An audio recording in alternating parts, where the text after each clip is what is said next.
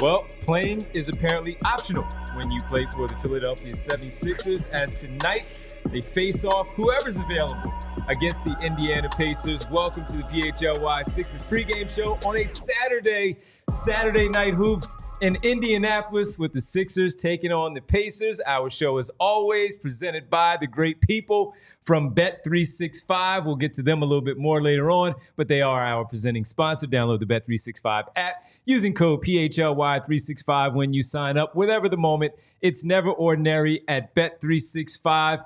Back together with the gang, Derek Bodner, Brianna, I'm Devon, and I did not know because of the injury report, Bree, if Kyle was going to be ready for tonight's action because he has been at the arena getting some stuff done. And according to the injury report today on Google, Kyle is now on the injury report and out for the remainder of the season. So since that is the case, he is not here. It's just a mirage, everybody. If you look up on the screen, Derek, you'll see it right there. He is out. According to ESPN, the 76ers officially ruled out for the remainder of the season. Kyle Neubeck of allphly.com reports. To be fair, they didn't say that Kyle, and first of all, I want to give Kyle a lot of credit there because walking off the set without destroying everything is apparently tougher than I thought. But he is beauty, he is grace. Didn't say Kyle was out. It said the 76ers were ruled out for the rest of the season. Yes. All right, let's go home. Yes. Well, good to see you. Gentlemen. Glad you're here. I'm battling back from whatever that was and trying to give it a go for the team and working on. I'm trying to put myself in the best position to play every day. We see if something swells up. We see if what my pain tolerance is like on a day-to-day basis. But there's going to be a lot of pain tonight. There's going to be a lot of pain in the weeks to come. But we're going to see exactly how much pain the Sixers subject Tyrese Maxey to in the weeks ahead. Because as we just found out, obviously, Joel has been the big story the last day or so, but with Gershon Yabusele out tonight, with Paul George out tonight, those inactives were announced minutes before we just came on live here. It is Tyrese Maxey and nobody. He has, I guess, give Kelly Oubre a little bit of credit, right? He's been a good two-way guy for them this year. Justin Edwards, your opportunity to try to steal the Rookie of the Year award is upon you because you're going to play a lot. We don't know quite yet. He could even start tonight. He's probably going to play 25 or 30 minutes. He's going to be a heavy rotation player. Fellas, it is bad. It is real bad out here right now. When Kyle said that, I thought of Devon's bit. It's Tyrese Maxey joined by nobody. Yes. Yeah. Yes. Presented by nobody as well. Presented by nobody. Yeah. There's and Kyle and I were sort of talking about this before the show. One of my big concerns right now, outside of the fact that you all are watching this game, and we appreciate you very much. Always tune in the pre and post game shows. What you do in between, that is up to you. But one of my big concerns, and I'm sure we all share it, is like you can't play Tyrese 45 minutes per night and expect him to survive. And obviously, you guys watching from home, a lot of you are probably on the tank bandwagon at this point. It seems like it is getting more and more full by the day. The Sixers people are falling off because there are too many people on it at this point. The Sixers are not going to be part of that yet, for sure. Like they, I think, are going to push for that play-in spot until basically Joel Embiid's knees tell them that is an improbability. And until that point, you've still got to win games over the next 7 to 10 games at the minimum without Joel. And Tyrese is, especially with Paul out, there just aren't many ways to win this game outside of Tyrese playing 42 minutes and dropping 45 points. We'll see how many shots. 40 shots. 40 shots. But I do worry that, you might, let's say even if you claw out a win here or two over the next 10 days, which, by the way, when you look at the schedule, is not a foregone conclusion. To do that, I worry about what kind of side effects you're going to have in the long-term health or just energy level or being ready that you're going to inflict on Tyrese. And the psychic damage on top of all that. Yeah, just his mental space overall. This is the first time he had to deal with a losing season in his professional career. While he didn't play a lot as a rookie, he had some moments, as we know, even in the playoffs. But since then, since being a key contributor, key part, becoming an all-star and a starter in general, this is the very first time that he will be potentially missing the playoffs.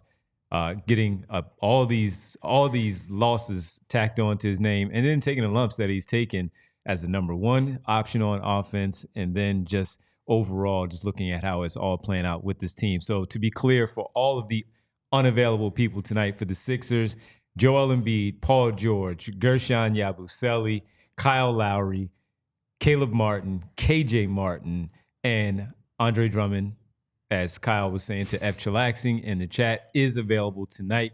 So presumably he would be the starting five tonight, but we will probably get some Adam. He is indeed. We have Bonus, the starting five in there. So Adam Bonus will be the backup to Andre Drummond, and we will then, go from there. So those are the inactives for tonight, starting with Embiid, Paul George, and Gershon Yabusele. Again, as the main ones, Caleb Martin, Kyle Lowry, KJ Martin, Jared McCain. We know he's out for the season. That's what it looks like right now for your Philadelphia 76ers. So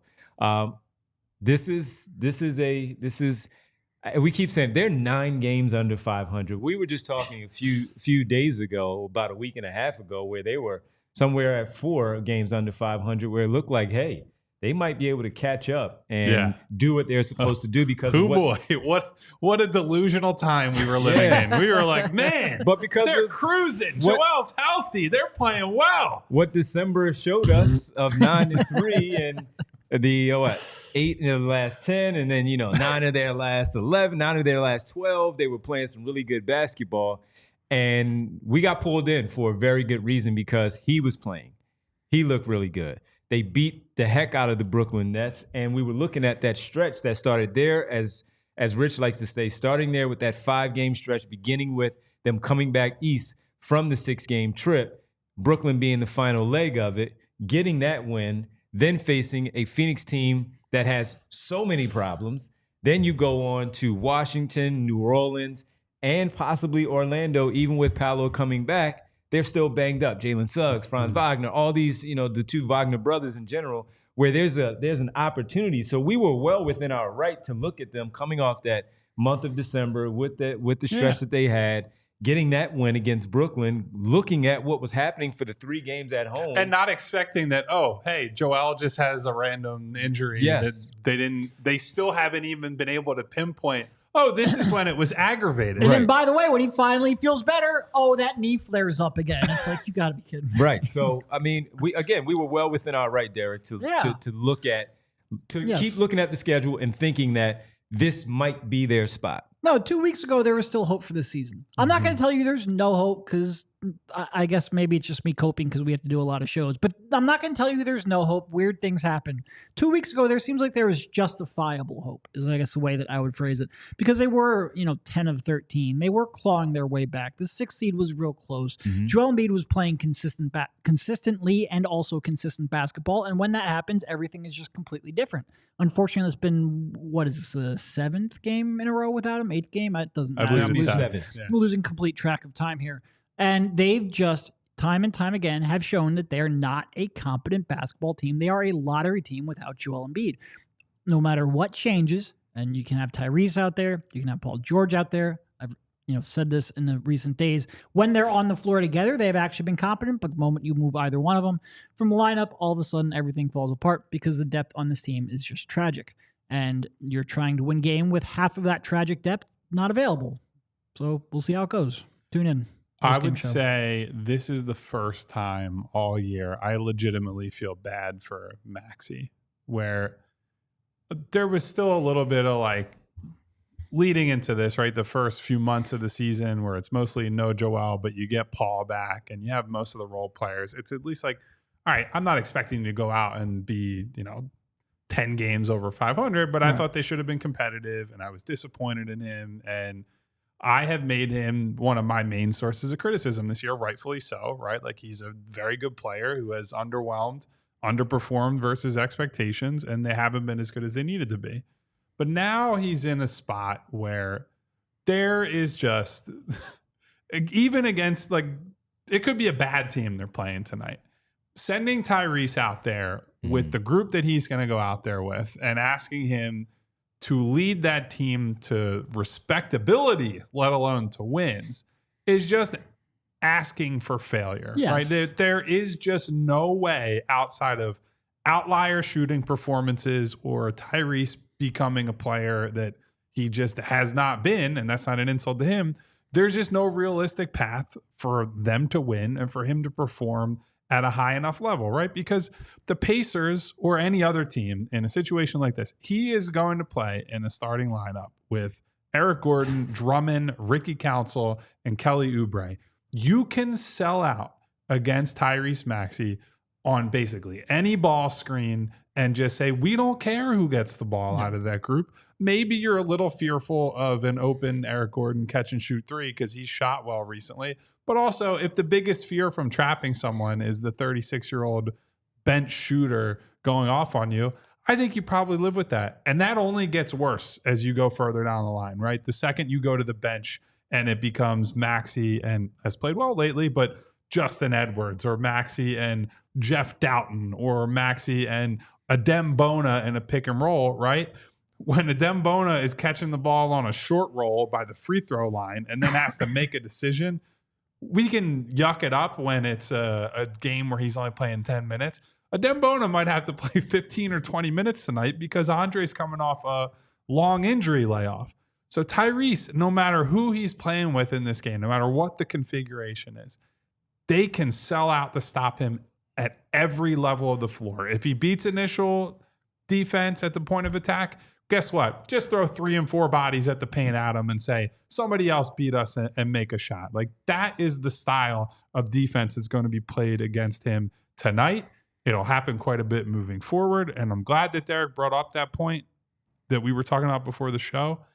They cannot respond to that by saying, hey, Tyrese, you need to save us, right? And just play him 42 minutes a game and say, you're going to take 30 shots and you still need to play at a high defensive level. Like, it is getting closer and closer and closer to the point where you just have to fold like a cheap tent and say, it is not worth grinding Tyrese into dust. It is not worth over relying on him for an outcome in a season where the ceiling outcome right now is like, yeah, you might get high in the play-in tournament, right? But that's probably the ceiling of this team based on where they're at.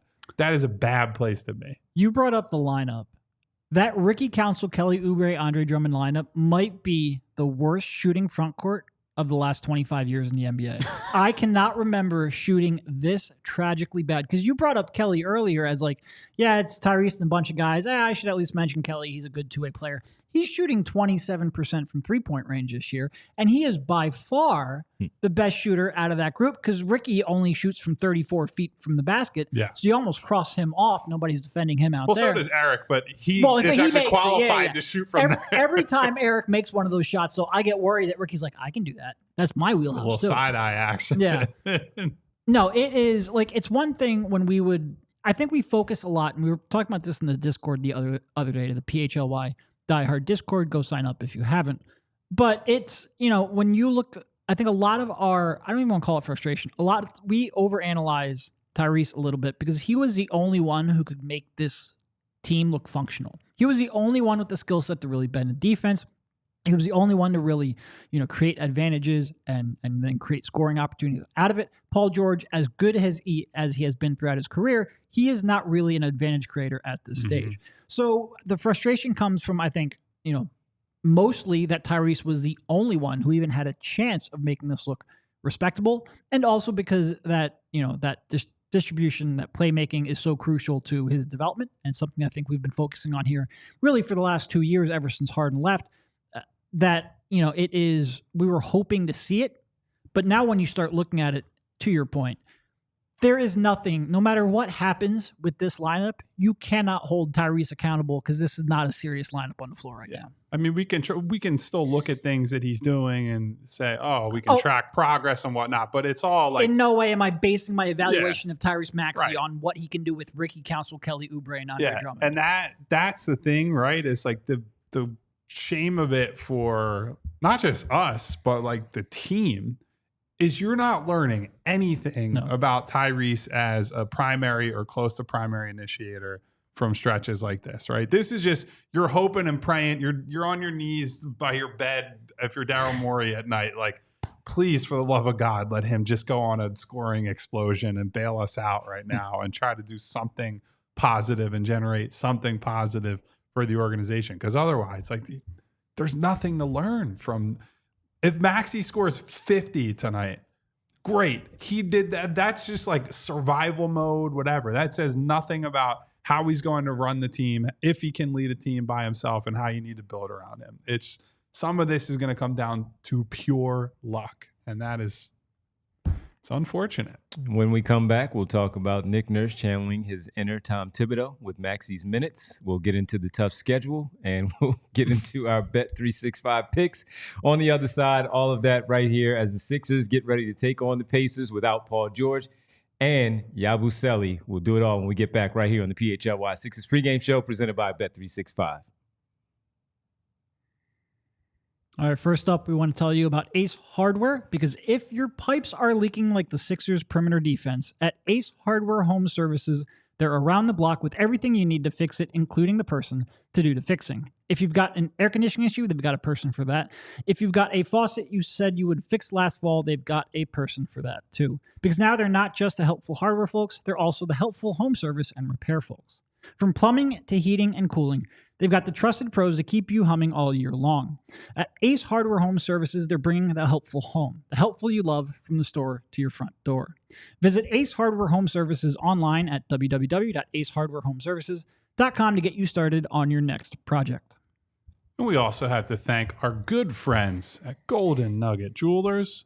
I would say when the Sixers are hunting down a ring, you can too, but we all know that ain't happening. So you focus on your race that you're running, and Golden Nugget Jewelers is a local family-owned and operated business since 1987. It is at Chestnut and 8th, downtown Philadelphia. If you're getting engaged, they have a wide assortment of rings and wedding bands to fit your style or any style, but it's not just wedding jewelry. You can find watches, diamond necklaces, diamond bracelets, earrings, and more.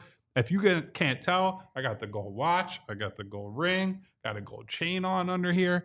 I can appreciate some nice jewelry, and Gold Nugget has the hookup for you.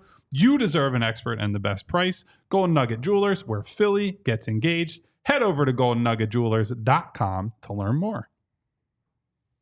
Oh, well, the football team's looking for some jewelry. Hopefully they can get that done. All right, that's gotta have something positive. That's what we're living on right now. Welcome back to the PHLY Sixers Pregame Show presented by Bet365. All right, fellas, just looking at the stretch that we have here, starting with the Indiana Pacers tonight, front end of a back-to-back. Tomorrow night, they'll be in Milwaukee to take on the Milwaukee Bucks. So we've discussed the stretch that they should have won some games, and we've also discussed where they're going to be really up against it in these next upcoming games, Kyle, with these two, just beginning with tonight and what they're facing with the Indiana Pacers, a team that has won 8 of their last 10.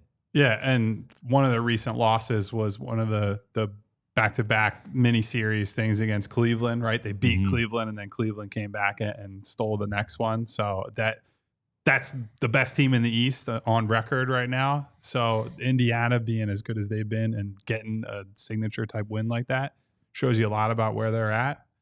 The Sixers, we keep hammering this every show, and it feels like, hey, we get through this game, maybe it'll feel better looking at the schedule moving forward. Nope, because there are so many back-to-backs where tonight is one.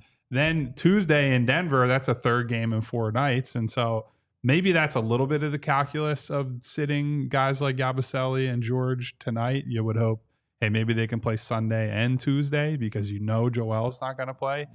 That's certainly turned into a whole thing again on social media. But then the back-to-back against Cleveland and Chicago, back-to-back against LA and Sacramento, Denver, Boston, Dallas, Miami, back-to-back into the trade deadline. There is no let-up, right? It's either teams that are at the top of the conference, teams that are on the ascent, teams that are, I think Chicago's the only one who doesn't fall in this category. They're just kind of like a pedestrian Eastern Conference team. Yeah. But even Sacramento, like since they replaced Mike Brown, they've been playing pretty well. They've elevated some guys that were out of the rotation or not getting enough minutes and have started to play better. We saw them the one night on the West Coast road trip that they came back and won and showed some feistiness in that game. So there are no walkover games. And, Indiana, part of the thing for them is that Haliburton stopped shooting as if he was blind, as he was early in the season, right? Like his shooting splits were just unbelievable for a guy who is a good shooter. So now he's back in,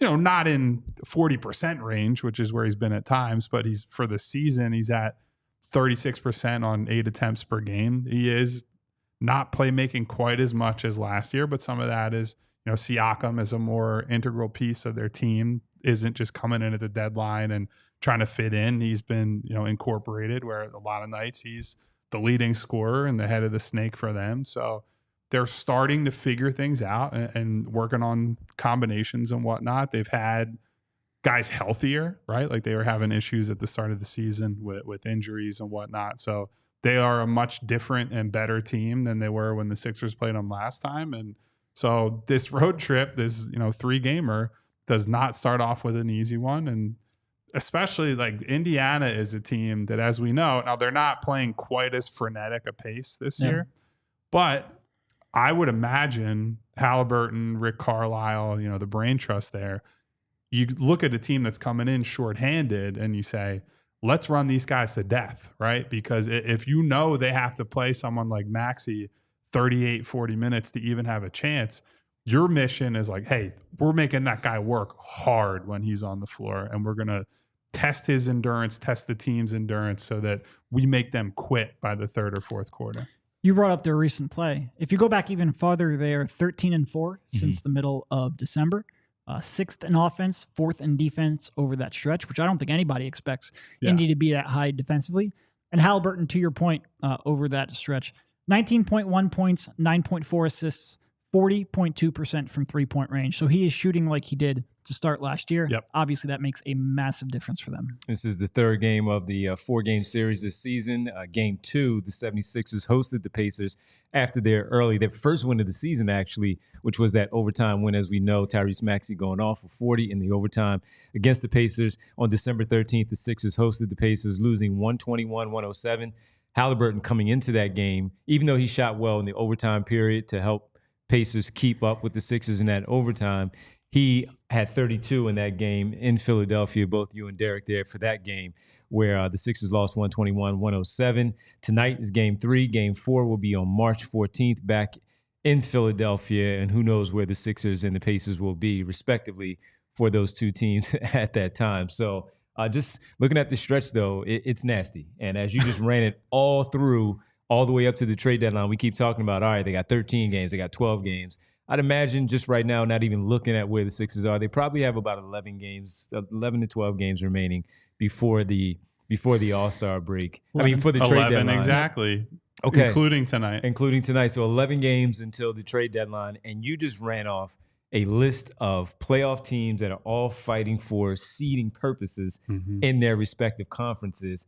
This is not going to be easy for the Philadelphia 76ers. So many of you, we've been way behind, and not saying that we're there yet, but many of you have been talking about, all right, it's time to shut this thing down and let's do it. And I'm like, hey, wait till they get to 10 before we start talking about seeding for them, making a push into the play-in tournament, seeing what they do against some other teams at home, picking up some home victories, getting Embiid, Maxey, and George out there on the floor all at the same time. Well, we've all seen that that's not going to be something that happens, especially with the 7 to 10 day window here without Joel Embiid against the teams that Kyle just laid out.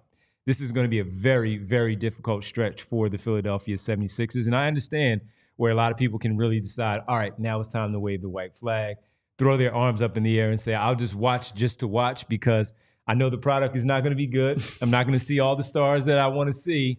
And get ready for, number 1, the trade deadline, and then number 2, see how far they go after that and what the decision is when it comes to Joel Embiid. Yeah. I will say, if I were a fan right now, this is where, and like by that, I mean, like if I was looking for a reason to watch, obviously we're going to watch because it's our job. But if I was a fan looking for a reason to watch, Jared McCain would be real nice right now because you just need something to gravitate to. Yep. Even if you're not going to compete, even if you're not going to win every day out, you need something to be excited about. He was that for much of the first part Honestly, of the season. if he was still there, he's probably good for at least 3, maybe 4 wins along this way where they're not so far really in the hole because they could have used the scoring in some of these closer games. If he would have played in games instead of Lowry or Reggie Jackson or one of these guys, like that is a big material difference, because we're not just, a lot of times you talk about successful rookies and you're just saying, oh, it's a guy who's contributing, but then you look at like some of the splits and the metrics and whatnot. It's like, yeah, they're still getting pasted when that guy plays because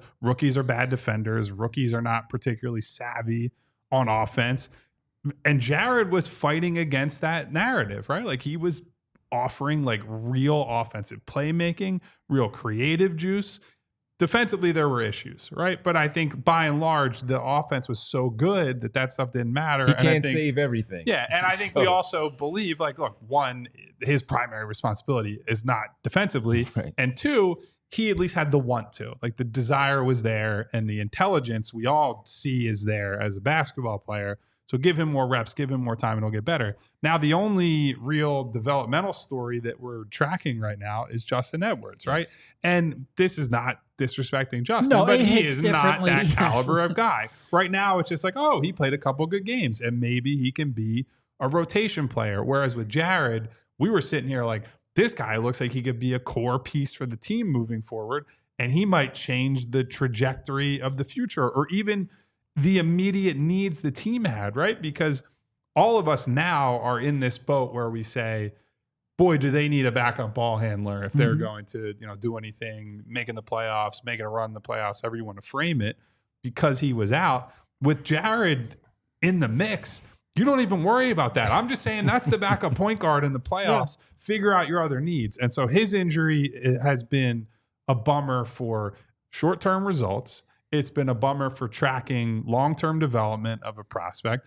It's a bummer for, how it impacts the trade deadline. Like, it was a thing that obviously we talked about a lot, and that everyone expressed their, however you want to describe it, disgust, their sadness when it happened. But the further we get from it, the more it's just like, that's the day that it all died, was with Jared.